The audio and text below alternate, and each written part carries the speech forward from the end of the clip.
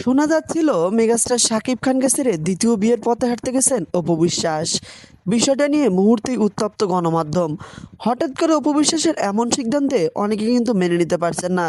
শাকিবকে ভালোবেসে বিয়ে করেছিলেন অনেক দিন আগে, হঠাৎ করে ডিভোর্স হয়ে গেছে কোনো এক কারণবশতে। একাকিত্ব জীবনযাপন করেছেন বেশ কিছুদিন, হঠাৎ করে দ্বিতীয় বিয়ের সিদ্ধান্ত নিয়েছেন। প্রত্যেক মানুষের জীবনের ভবিষ্যৎ রয়েছে, আর ভবিষ্যতের কথা চিন্তা করে হলেও জীবনে নতুন কিছু সিদ্ধান্ত নেওয়া উচিত। আর অপু বিশ্বাস কেন বা দূরে থাকবেন? যতদিন যাচ্ছে নিজেকে তো গ্ল্যামার কুইন হিসেবে রূপান্তরিত করেছেন, নিজেকে বেশি সুদর্শন, নিজেকে বেশি গ্ল্যামারস, নিজেকে বেশি স্টাইলিশ করে তুলেছেন। একটা সময় সাকিবের সাথে ডিভোর্স হয়ে যাওয়ার পরে অনেকে ভেবেছিল অপু বিশ্বাস বোধহয় ভেঙে পড়বেন, কিন্তু অপু বিশ্বাস ভেঙে পড়েনি, ঘুরে দাঁড়িয়েছেন, নিজেকে তৈরি করেছেন ভিন্ন একভাবে। অপু বিশ্বাসের ভিন্ন ভিন্ন লুকের জন্য আরও বেশি জনপ্রিয়। তিনি যেখানে যান তার এই লুকটা দেখার জন্য অধীর আগ্রহে বসে থাকেন নেটিজেনরা এবং দর্শকরা। তবে মজার বিষয় হচ্ছে অপু বিশ্বাস একটা জায়গায় একটা লুক নিয়ে যান, তিনি ভিন্ন ভিন্ন লুকটা প্রেজেন্টেশন করতে ভালোবাসেন। একটা অ্যাওয়ার্ড অনুষ্ঠানে যে লুক নিয়ে যান, পরবর্তী অ্যাওয়ার্ড অনুষ্ঠানে চেষ্টা করেন ভিন্ন আর একটা লুক নেওয়ার জন্য। তো অপু বিশ্বাসের দ্বিতীয় বিয়ের ইস্যুতে বেশ কিছু কথোপকথন ইতিমধ্যে সোশ্যাল মিডিয়ায় ভাইরাল হয়ে গেছে। তো চলুন আমরা অপু বিশ্বাসের মুখ থেকে সেই কথোপকথনগুলো একটু মনোযোগ দিয়ে শুনে আসি। শোনার পর আপনার গুরুত্বপূর্ণ মন্তব্য ভিডিওর কমেন্ট বক্সে জানাবেন কিন্তু। আসলে অপূর্ণ এখনো রয়েছে, পূর্ণ করতে চান অপু বিশ্বাস। যেটা তুমি ফার্স্টেই বললা যে আমার সন্তানটা বেসিক্যালি আমার মা চেয়েছে জয় যেন বড় হলে একজন ডাক্তার হয়, এবং সেটা যেন স্পেশালি হার্টের ডাক্তার, কারণ আমার মার হার্টের প্রবলেম ছিল। তো সেই জায়গা থেকে মা খুব চেয়েছেন যে উনি বেঁচে থাকুক বা যেখানেই থাকুক, জয়ের জন্য ওনার অনেক বেশি আশীর্বাদ ছিল যে সে যেন ডাক্তার হয়। তো এই ইচ্ছাটা এখন বা এই দায়িত্বটা আমার কাছে এখন রয়েছে যে আমার মা যেহেতু নেই, সো আমি যেন আমার ছেলেকে ডাক্তার হওয়ার জন্য সেই চেষ্টাটা করে যাই, এবং সেও যেন তার মন থেকে যে আমি ডাক্তার হব সেই বিষয়টা যেন সেও ধারণ করে। কারণ আমি একটা জিনিস চাইলাম, আর সে ধরো সেটাকে মানে চিন্তা করলো যে না আমি অপোজিট কিছু একটা হব। তো এটা হচ্ছে এখন ইম্পর্টেন্ট। এখন তো সে ছোট, তো যার জন্য বলতে পারছি না, তবে ইচ্ছে শক্তি আছে যে তাকে বোঝাবো যে তোমার গ্র্যান্ড মম বলেছে তুমি ডাক্তার হও। এখন দেখা যাক। ওকে, আমি এবার একটু অন্য প্রসঙ্গে যেতে চাই। সামনে নিশ্চয়ই আপকামিং অনেকগুলো ফিল্ম রয়েছে, রাইট? আর সেই কাজগুলো মানে করতে গিয়ে অপু বিশ্বাসী যে আবার বলছিলেন যে মৌ আমি অনেক খাই অনেক খাই, মিষ্টি খাওয়া ছাড়তে পারি না। জয়ের জন্য চকলেট আসলে সে চকলেট কিন্তু জয়ের পেটে যায় না, অপু বিশ্বাসের পেটে যায়। শোনো, আমার যেটা হয়েছে কি, আমাদের জেনেটিক অনেক প্রবলেম। আমার মা সেই লেভেলের মোটা ছিল, বাবা ছিল, কাকা, আমার দাদা, আমার দিদি, এভরি পিপল মানে এইরকম মোটা। তো এটা আসলে কিছুটা জিন থেকে, মানে জিন থেকে ভূতের আশ্রয় আর কি, গা পর্যন্ত। তো আমি না খেলেও এই অবস্থা। তবে হ্যাঁ, এটা ট্রু, আমি চকলেট অনেক পছন্দ করি। এবং জয়ের সব চকলেট কিন্তু হ্যাঁ, আমি বিশ্বাস করো, আমাকে যেমন অনেকে বলে না, যেমন এই যে ইউরোপে গেছে অনেকে বলতেছিল যে এরকম অপু জয়ের জন্য চকলেট, না একদম না। আপনি কি দিতে চাচ্ছেন আমাকে বলেন, ওটা পানির পট দেন, তারপরে চকলেট দেন। বলে কি কি আজব কথা, এটা একটা মা বলে, অফকোর্স বলে। কারণ কি ওকে নিয়ে যেতে যেতে একটু সময় পর মনে হবে একটা সাইড খাই, আরেকটু খাই, আরেকটু খাই, তো আপনারা কি চান এটা আমি খাই? অর্থাৎ পানির পর্দা দেখবো আর রেখে দিব, দেখবো আর রেখে দিব। এক বর্ষাতে অপু বিশ্বাস কতগুলো মিষ্টি খেয়ে ফেলতে পারে? না, মিষ্টির প্রতি ক্রেভিং খুবই কম, চকলেটের প্রতি অনেক বেশি। বিকজ তাহলে মিষ্টিটা না এক দুটা খেলে আমার কেমন জানি লাগে, অস্থির লাগে। তবে হ্যাঁ, আমি বাকলাভা অনেক পছন্দ করি। সেই বাকলাভা কি নিজে বানাতে পারেন নাকি? একদমই নাও, একদমই নাও। বাকলাভা তো মানে ওটা আমার কাছে মনে হচ্ছে বানালেই খেতে পারবো না। আর কুনাফা? উফ, কেন আমার আরাবিয়ান ডেজার্ট খুব পছন্দ, বাকলাভা, কুনাফা এবং ইনফ্যাক্ট আমি আমি রুমালি। আমি আমি একটু আরাবিয়ান টাইপের পছন্দ করি, ও। তো আরাবিয়ান।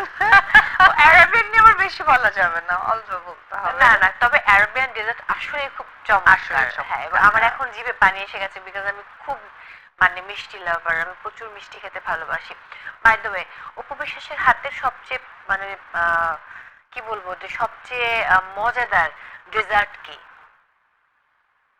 ডেজার্ট ঈদে তো নিশ্চয়ই করা হয় কিছু একটা, হ্যাঁ, হয়তো আমি পুডিং বা সেমাই। আমার থেকে বেশি ভালো হয় আমার শাশুড়ি মা করে একটা শুকনা সিমাই। ওই শুকনো সেমাইটা উপবিশ্বাস রান্না শিখেছিল শাশুড়ি মায়ের কাছ হ্যাঁ, থেকে, এটা right? উনি অসম্ভব ভালো করে। এবং একটা সময় এমন হতো যে মানে ধরো আমি একটা বোল নিয়ে আলাদা রেখে দিতাম যাতে কম না পড়ে। মেবি ওনার কাছ থেকে আপনি, মানে আপনার শাশুড়ি আম্মার কাছ থেকে আপনি একটা আচার বানানো শিখেছিলেন। উনি তো আচারের রানী, এত আচার বানাতে পারে। এবং মানে এবার আমের জন্য কত রকম চেঁচা আচার, এই আচার, মোরব্বা আচার, অমুক আচার, আমার তো মানে পুরো মাসটা এখন ওনারই কি আচার আচার থেকে। পাঠায়? হ্যাঁ, দ্যাটস গ্রেট, দ্যাটস গ্রেট। আমরা কাজের গল্পে থাকবো, তার আগে একটি কথা জানতে চাই আমি। সিনেমার চাইতে, অভিনয়ের চাইতে উপবিশ্বাস এখন আসলে বিভিন্ন প্রোডাক্টের প্রমোশন, বিভিন্ন হাউসগুলোর প্রমোশন এবং এই কাজগুলো, বা দেখা যায় যে কোনো একটা নতুন করে কোনো একটা হাউসের উন্মোচন হচ্ছে, সেই জায়গাগুলোতে আমরা আপনাকে বেশি পাই। সো ইচ্ছে করেই কি অভিনয়টা কমিয়ে দেওয়া হচ্ছে নাকি না অন্য না কাজে ব্যস্ততার এখন কারণে? না, একদমই ইচ্ছে করে নয়। যেটা হয়েছে কি মানে আসলে নিজেদের গল্প ভালো মন্দ যদি বেশি বলা হয় তখন নিজেদের প্রেজেন্টেশনটা তৈরি হয়ে যায়। দেখো, সিনেমা আগে যেটা হতো, আমি যখন করেছি বা করছি যে কয়েকটা, সেটা হচ্ছে সিনেমার প্রযোজকরাই সিনেমা বানাতেন, যারা বিজনেস করতে এসেছেন সো তারাই বানাতেন। এখন একটু সিনেমা একটু ডিফারেন্ট প্যাটার্নে হচ্ছে না, যে কোনো একটা গ্রুপ আসছে, কোনো একটা ইন্ডাস্ট্রি থেকে আসছে, কোনো একটা প্রযোজক কখনো সিনেমার সম্পর্কে তার আইডিয়া নাই, বাট কিছুটা অ্যামাউন্ট হয়েছে, সে সিনেমা বানাতে চায়, তারা সিনেমা বানাচ্ছে। বাট অরিজিন অফ সিনেমার প্রযোজক তারা কজন আছে? যেমন আমি করেছি কথা দশ সাথী হবে, আমাদের হচ্ছে গিয়ে মনির ভাইয়ের প্রোডাকশন, তারপরে হচ্ছে গিয়ে প্রচুর প্রচুর প্রচুর যারা মানে সিনেমা অরিজিন, যে আমি ব্যবসায় করতে এসেছি, আমি সিনেমা বানাবো, আমার এটাই হচ্ছে গিয়ে আমার সবকিছু।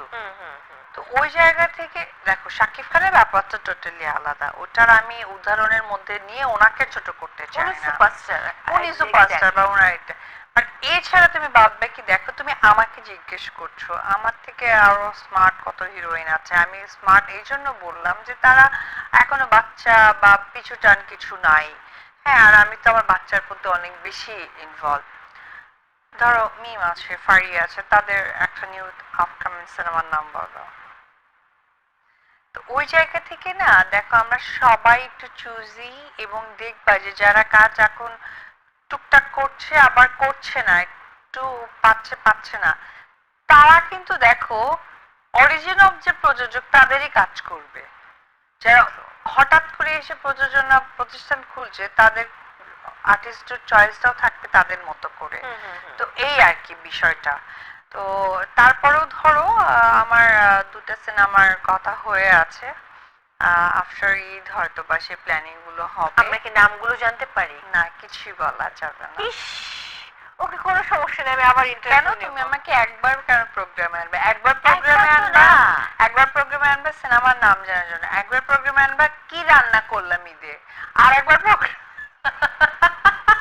এরপর প্রযোজক বলবে, বউ আপনি উপবিশ্বাসের সঙ্গে এতবার বসেছেন, আপনার এই ইন্টারভিউটা নেওয়ার দরকার নেই, হয়েছে আমার সাথে। যাই হোক, না, মাই টিভি থেকে যা রেভলিউশন পাবো সব এক এক করে নিয়ে যাবো। একটা প্রোগ্রামে নিয়ে চলে যাবো, কোনো অসুবিধা নেই। আমি একটা ছোট্ট ব্রেক নিয়ে ফিরে আসছি এক্ষুনি। ওকে।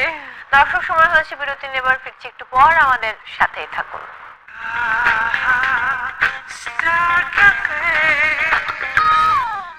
দর্শক, ফিরে এলাম ব্রেক থেকে, সবাইকে আর একবার ওয়েলকাম করছি ভাইয়া হোটেল প্রেজেন্স স্টার ক্যাফেতে। সঙ্গে রয়েছে মৌসুমী এবং আমার সঙ্গে আছেন ঢালিউড কুইন অপু বিশ্বাস। ফিরে এলাম ব্রেক থেকে। এবারে আমি কতগুলো ছটপট প্রশ্ন করব, খুব চটপট উত্তর দিতে হবে, এবং তার আগে আমি আরেকটা কাজ করতে চাই।